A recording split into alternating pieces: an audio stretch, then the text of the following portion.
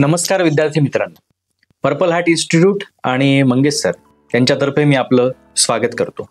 खरं तर आताच 12वीचा मागे रिझल्ट लागलाय, सीईटीचा रिझल्ट लागेल आणि एक ऍडमिशनची धावपळ सुरू होईल.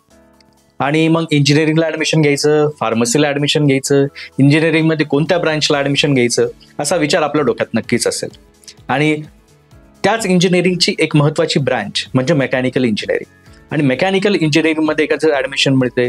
मेकॅनिकल इंजिनिअरिंग केल्यानंतर तुम्हाला काय स्कोप असेल, कुठे जॉब करता येईल, कोणत्या वेगवेगळ्या संधी असतील, याबद्दल मार्गदर्शनासाठी आपल्यासोबत आज जोडले गेलेले आहेत डॉक्टर सचिन घालमे सर.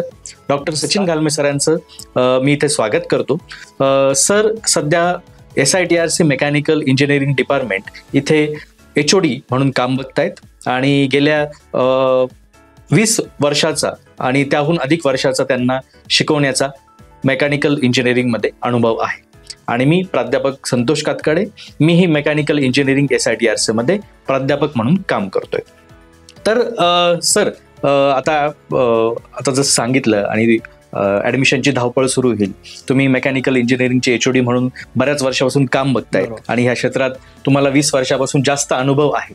तर मेकॅनिकल इंजिनिअरिंग आणि बाकीच्या इंजिनिअरिंगच्या ब्रांचेस याच्यामध्ये काय विशेष फरक तुम्हाला सांगता येईल किंवा काय जाणवतो फरक म्हणायचं म्हटलं तर आता मार्केटमध्ये आपल्याला भरपूर ब्रांचेसचे ऑप्शन्स अवेलेबल आहेत. मेकॅनिकल आहे, इलेक्ट्रिकल आहे, सिव्हिल आहे, IT कम्प्युटर आहे, कम्प्युटेशनल फ्लुइड डायनामिक्स, अशा वेगवेगळ्या प्रकारच्या ब्रांचेस अवेलेबल आहेत. परंतु ज्या वेळेस आपण विचार करतो की मला कोणती ब्रांच घ्यायची, तर त्यामध्ये मेकॅनिकल ब्रांच ही एक कोर ब्रांच आहे, जी मूलभूत ब्रांच म्हटली जाते. It encompasses the all branches. Mechanical इंजिनियरची एक ब्युटी म्हटली जाते की जो सर्व फील्डमध्ये काम करू शकतो. इलेक्ट्रिकल, सिव्हिल किंवा IT, computer, it covers all fields of engineering. ज्याला फिजिक्सची आवड आहे, ज्याला काहीतरी क्रिएटिव्हिटी करायची आहे, ज्याला मॅथमॅटिक्समध्ये आवड आहे, ज्याचं मॅथमॅटिक्स स्ट्रॉंग आहे, फिजिक्समधले एनर्जी प्रिन्सिपल्स वगैरे ज्याला आवड आहे आणि ज्याला काहीतरी इनोव्हेटिव्ह करायचं, त्याच्यासाठी mechanical engineering is one of the best option. अतिशय सुंदर अशा शब्दात सरांनी सांगितलंय आणि सहज सोप्या शब्दात सांगितलंय की मेकॅनिकल इंजिनिअरिंग ब्रांच बाकीच्या ब्रांचपेक्षा कशी वेगळी आहे. आता दुसरा एक प्रश्न आहे की आता मुलांची धावपळ सुरू होईल, CETचे रिझल्ट लागतील, कॅप राऊंड चालू होतील. मग ऍडमिशन घेताना, कॉलेजला ऍडमिशन घेताना किंवा मेकॅनिकल इंजिनिअरिंग डिपार्टमेंटला त्यांना ऍडमिशन घ्यायचं असेल तर कॉलेजच्या किंवा डिपार्टमेंटच्या कोणत्या गोष्टी त्यांनी बघितल्या पाहिजे, कोणत्या गोष्टी ऑब्झर्व केल्या पाहिजे, त्याबद्दल तुम्ही काय सांगा? जसं की आपण आता पाहतो की मार्केटमध्ये नंबर ऑफ कॉलेजेस ओपन झालेले आहेत, प्रायव्हेट इन्स्टिट्यूट. सो ऑप्शन्स भरपूर अवेलेबल आहेत मार्केटमध्ये. परंतु मी सांगेल की ज्यावेळेस तुम्ही तुमच्या फ्युचरच्या करिअरच्या दृष्टीने विचार करता त्यावेळेस तुम्ही नक्कीच कॉलेज आणि त्या पर्टिक्युलर डिपार्टमेंट, तिथे अवेलेबल फॅसिलिटीज, ह्या गोष्टी पाहून घ्या. तुम्ही प्रत्यक्ष कॉलेजला व्हिजिट करा, कॉलेज किंवा त्या डिपार्टमेंटमध्ये अवेलेबल असलेल्या ऑल लॅब फॅसिलिटीज पहा, डिपार्टमेंटमधले फॅकल्टीज पहा, त्यांचे क्वालिफिकेशन्स, एक्सपिरियन्स स्वतः व्हेरीफाय करा. त्यानंतर तुम्ही त्या डिपार्टमेंटचं एक प्लेसमेंट ट्रॅक रेकॉर्ड चेक करा की मुलांना ग्रॅज्युएशन झाल्यानंतर कशा प्रकारे प्लेसमेंट भेटते. हा एक मोठा विषय आहे की मुलांनी त्यांच्या करिअरच्या दृष्टीने त्याचा नक्कीच अभ्यास करावा. त्यानंतर आज असं होतं की ग्रॅज्युएट्स पासआउट होणारे भरपूर आहेत इंजिनिअरिंगमध्ये, पण त्यासोबत मुलांनी त्याचा एक अभ्यास करावा की त्या कॉलेजमध्ये मला रेग्युलर ग्रॅज्युएशन डिग्रीसोबत अजून काय शिकवलं जातं. जसं की व्हॅल्यू ॲडेड कोर्सेस आहेत, ॲबिलिटी एनहान्समेंट कोर्सेस आहेत आणि स्किल कोर्सेस, ज्यामुळं माझं रेग्युलर मेकॅनिकल इंजिनिअरिंग डिग्रीसोबतच मला काहीतरी ॲडिशनल कोर्सेस भेटतील आणि त्याला मला नक्कीच जॉबसाठी किंवा माझ्या बिझनेससाठी फ्युचर हायर एज्युकेशनसाठी ज्याचा मला बेनिफिट होईल. या सर्व गोष्टींचा अभ्यास करून मुलांनी त्या कॉलेज किंवा त्या डिपार्टमेंटच्या ॲडमिशनसाठी विचार करा. अच्छा, तर म्हणजे जसं लग्न असतं आणि मुलाची किंवा मुलाचं लग्न ठरवण्याआधी त्याची मुलाची किंवा मुलीची पूर्ण चौकशी केली जाते. मुलगा खरंच जॉबला आहे का, मुलाला व्यसन आहे का, मुलाला पॅकेज आहे का, मुलाला शेती आहे का, घरी किती मेंबर्स आहे, अशी आपण चौकशी करतो, तशी मुलीचीही करतो. त्याचप्रमाणे आपला आयुष्याचा एक महत्वाचा टर्न आहे 12वी नंतरचा. तर ऍडमिशन घेताना या सगळ्या गोष्टींचा, प्लेसमेंट असो, फॅकल्टीज असो, लॅबोरेटरीज असो, तिथले ॲक्रेडिटेशन असो, या सगळ्या गोष्टींचा आपण नक्कीच विचार करायला पाहिजे. विद्यार्थी मित्रांनी हे महत्वाची गोष्ट ध्यानात घेतली पाहिजे. आता मेकॅनिकल इंजिनिअरिंग आणि सॉफ्टवेअर कंपनीज म्हणजे आता कसा कॉम्प्युटरचा सध्या युग आहे, AIचं युग आहे. प्रत्येक मुलाचं एक ॲस्पायरेशन असतं की आपण सॉफ्टवेअरमध्ये जॉब करावं, की कोणाला हात काळे करण्याची आता सवय राहिली नाही, बरोबर. तर प्रत्येकाला वाटतं सॉफ्टवेअरमध्ये जॉब करावं. तर मेकॅनिकल इंजिनिअरिंगचा झालेला विद्यार्थी सॉफ्टवेअर कंपनीमध्ये जॉब करू शकतो का सर? मेकॅनिकल जसं मी म्हटलं की मूलभूत ब्रँचची जी कोर ब्रँच म्हटली जाते, जे प्रोडक्शन किंवा डिझाईन ह्या सर्व फील्डमध्ये काम करते. परंतु जेव्हा आपण सध्याचा जो ट्रेंड पाहतोय कोविड नंतरचा, जे काही सर्वांचा ट्रेंड आहे की मला IT मध्ये काम करायचंय, सॉफ्टवेअरमध्ये काम करायचंय, मला वर्क फ्रॉम होम करायचंय, तर ह्यामध्ये mechanical engineer also provides a very good option. Mechanical engineer हे स्वतः सॉफ्टवेअरमध्ये खूप चांगलं ऑप्शन आहे. आता यावेळेस मी तुम्हाला सांगा की मेकॅनिकल इंजिनिअरिंगमध्ये सॉफ्टवेअरमध्ये करिअर कसं करू शकतं. ते 2 पार्टमध्ये डिवाइड केलं जातं. पहिला पार्ट हा स्वतः मेकॅनिकल इंजिनिअरिंगचे जे सॉफ्टवेअर्स आहेत, जसे CAD/CAM झालं, FEA झालं किंवा CFD झालं किंवा व्हेरियस ॲनालिसिस सॉफ्टवेअर आहे, ज्या ठिकाणी प्रत्येक प्रोडक्टचं पहिलं प्रोडक्ट डेव्हलपमेंट पासून त्याचं मार्केट किंवा ॲक्च्युअल वर्किंग कंडिशनमध्ये सिम्युलेशन बेस ॲनालिसिस केलं जातं आणि हे सर्व काम सॉफ्टवेअरवर चालतं. म्हणजे हे मेकॅनिकल इंजिनिअरिंगमधले जे सॉफ्टवेअर अवेलेबल असेल त्याच्यावर स्वतः मेकॅनिकल इंजिनियर सॉफ्टवेअर इंजिनियर म्हणून काम करू शकतो. सेकंडरी ऑप्शन आहे जे मार्केटमध्ये जे रेग्युलर सॉफ्टवेअर इंजिनियर्स आहेत, जे BTech कम्प्युटर आहे, BE कम्प्युटर आहे, IT किंवा EIT, ह्या फील्डमध्ये सुद्धा मेकॅनिकल इंजिनियर्सला ऑप्शन्स अवेलेबल आहेत. काही कंपनीचे स्पेसिफिक इंटरव्ह्यूज आणि ॲप्टिट्यूड टेस्ट क्रॅक करून किंवा काही स्किल कोर्सेस करून मेकॅनिकल इंजिनियर खूप सहजरित्या सॉफ्टवेअर कंपनीमध्ये स्विच किंवा जॉब करू शकतो. ओके. सरांनी सांगितल्याप्रमाणे मेकॅनिकल इंजिनियर हा कॉम्प्युटर इंजिनियर किंवा सॉफ्टवेअर इंजिनियर जो असतो त्याच्या खांद्याला खांदा लावून हा जॉब करू शकतो. मग तो त्याच्या फील्डमध्ये करू शकतो किंवा मेकॅनिकल इंजिनिअरिंगच्या कोर फील्डमध्ये सुद्धा सॉफ्टवेअर असतात, जसं अल्टेअर सॉफ्टवेअर आहे, तिथं सुद्धा तो काम करू शकतो. तर ही एक विद्यार्थ्यांनी नमूद करण्यासारखी गोष्ट आहे की आपल्याला जर सॉफ्टवेअर इंडस्ट्रीमध्ये जायचं असेल तर आपल्याकडे सॉफ्टवेअरची ब्रांच आहे त्यामधूनच गेलं पाहिजे असं काही कंपल्शन नाही. तुम्ही मेकॅनिकल इंजिनिअरिंग करूनही सॉफ्टवेअरमध्ये एंट्री करू शकतात. तर आपल्याला चांगल्या कॉलेजला ऍडमिशन घ्यायचं असेल सर, जिथं चांगल्या गोष्टी आहेत, जसं तुम्ही सांगितलं की प्लेसमेंट चांगलं आहे, लॅब्स आहेत, फॅकल्टीज आहेत, तर तिथे ऍडमिशन घेण्यासाठी आता जे आपले मित्र बघतायत की 12वीचा CETचा स्कोर काय असला पाहिजे PCMचा? तो पर्सेंटाईलमध्ये जर आपण म्हणू तो 70+ पर्सेंटाईल असेल तर तुम्ही नक्कीच चांगल्या कॉलेजला ऍडमिशन्स घेऊ शकतात. म्हणजे मिनिमम 65-70% असले कॅटेगरीनुसार हे लागतात, मेरिट लागतं, तर मिनिमम 60-65 पासून आपण सुरुवात करू.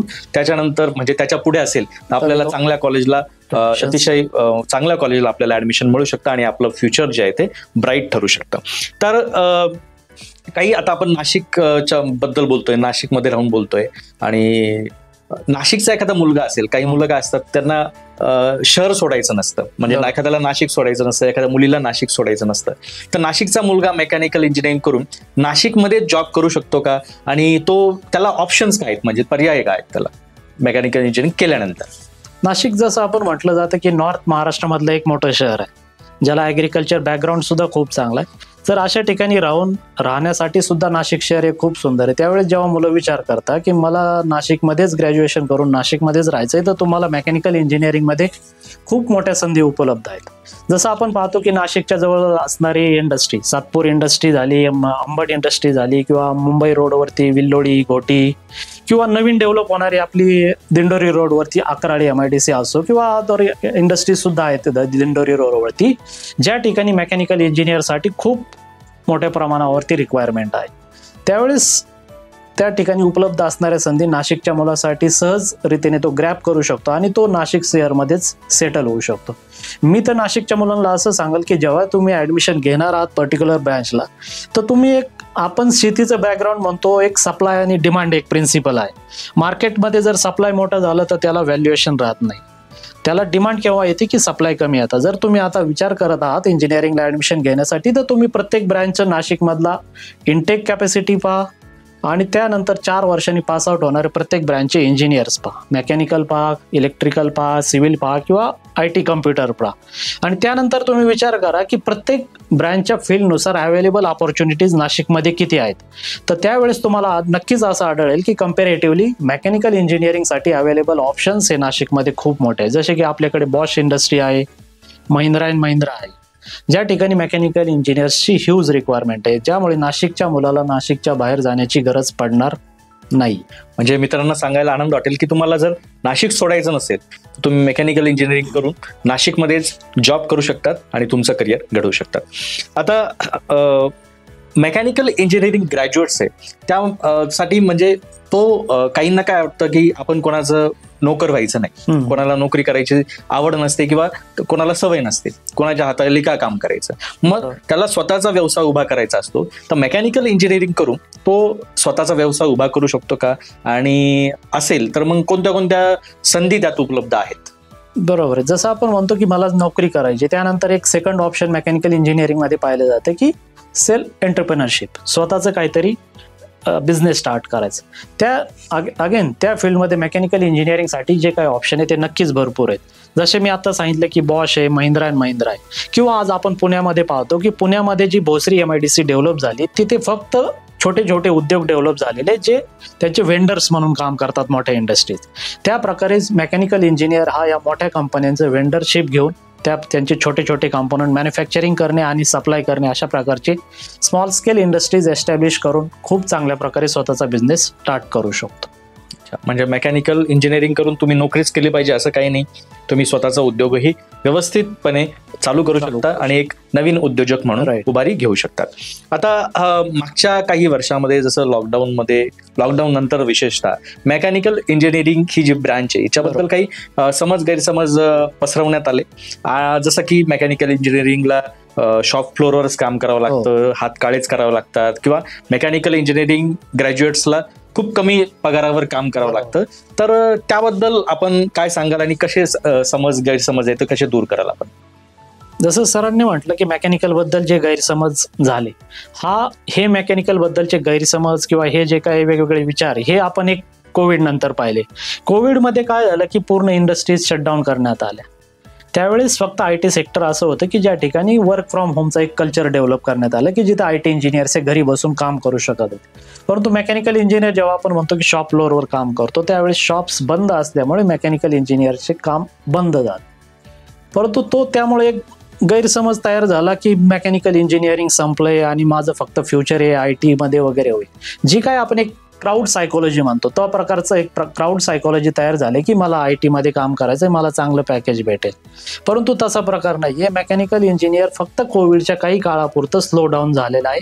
आज मेकॅनिकल इंजिनियर पुन्हा बूस्ट झालेले आहे. साधारण आपण 2020 ते 2021-22 आणि 23-24 पर्यंतचा जो ऍडमिशनचा डाटा पाहिला तर त्या काळामध्ये नक्कीच साधारण 8% ऍडमिशन्समध्ये फॉल ऑब्झर्व केलेला आहे. परंतु 23-24 पासून आता पुन्हा तो ऍडमिशन्समध्ये राईज झालेला आहे, कारण इंडस्ट्रीज मोठ्या प्रकारे ओपनिंग होत आहेत. ॲज वेल एज आपल्या गव्हर्नमेंटचं स्वतः इन्फ्रास्ट्रक्चर डेव्हलपमेंट किंवा इंडस्ट्रियल मेक इन इंडिया जे काही इनिशिएटिव्ह आहेत त्यामध्ये मेकॅनिकल इंजिनियरचा जो काही रोल आहे तो कुणीही कव्हर करू शकत नाही.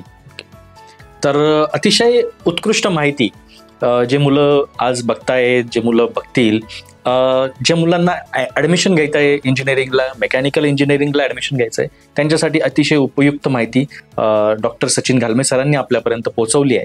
त्याबद्दल मी doctor Sachin Ghalme sir HOD SITRC mechanical यांचे आभार मानतो आणि पर्पल हॅट इन्स्टिट्यूटचेही आभार मानतो.